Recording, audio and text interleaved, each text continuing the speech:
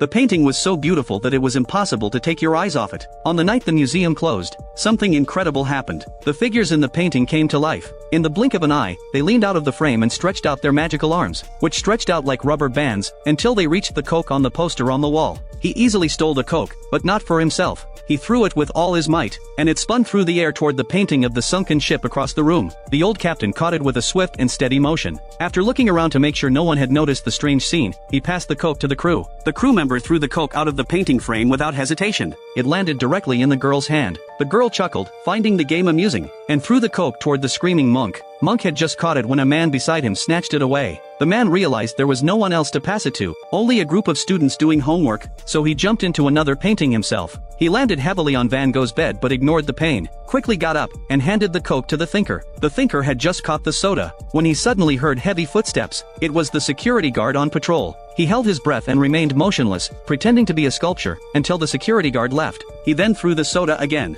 and it spun dangerously in the air. The woman in Natural Encounter immediately jumped out of the painting and skillfully caught the Coke. She threw it with all her strength, but it accidentally fell into the river painting. At the last moment, the girl with the pearl earring fished it out. She opened the Coke and quietly placed it next to the boy doing his homework. The boy saw the soda and his eyes lit up. He eagerly took a few sips, and a magical thing happened. His inspiration suddenly burst forth, and he finished all his homework in no time. The figures in the painting quietly returned to their respective frames, as if nothing had happened. Only the girl with the pearl earring playfully winked at the boy.